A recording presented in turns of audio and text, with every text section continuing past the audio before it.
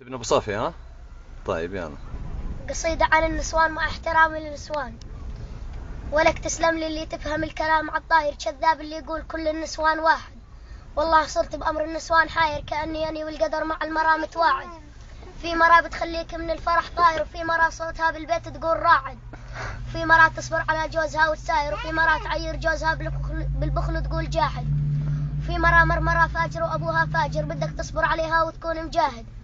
في مرا ما بتعرف الحب ولا المشاعر، ما بتحترمك لو شلتها على الراحات والسواعد. ما بترد عليك إلا بجوز أساور وخاتم مكياج ورموش وحدايد، وبتعمل المكياج وبتركب الأظافر، وباروكة بيضة على راسها تقول جاعد. بدها إياك تقول نعم حاضر، كأنها عسكر برتبة مساعد. الله يكفيك شر النسوان والضراير، تمضي الليل كأنك على رجم حجار قاعد. واني على المرة الصالحة داير، ومرة الفاجر ما فيها فوايد. لا تكون على حكم النسوان صابر، خليك رجل وقت الشدايد. ودور على المرأة بنت الناس والأكابر، وعلمها على احترام الوالدة والوالد. لبيك اللهم لبيك، يا قادر تعين عبدك على طاعتك وتساعد. طيب.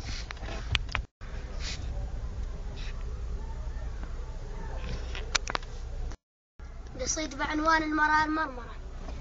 امبارح دعيت لربي ورفعت ايدي وقلت يا رب من بلوتي تخلصني. مصيبة كبيرة وحلت علي، واللي عنده مثل بلوتي يعذرني.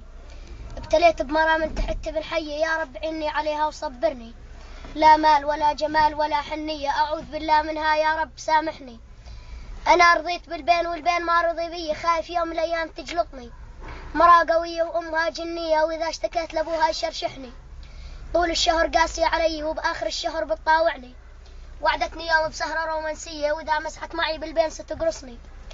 جبت لها تالي الليل سهرية، أكلتها ونامت وقالت لا تحركني. فيقتها وقلت لها ردي علي، طنشت كأنها بنت الحرام ما تعرفني.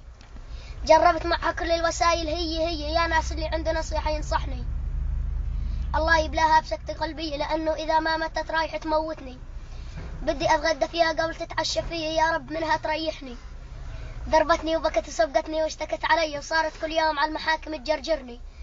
بس لو تسمح لي تربيتي المنزلية، كان كحشتها وقلعتها عني.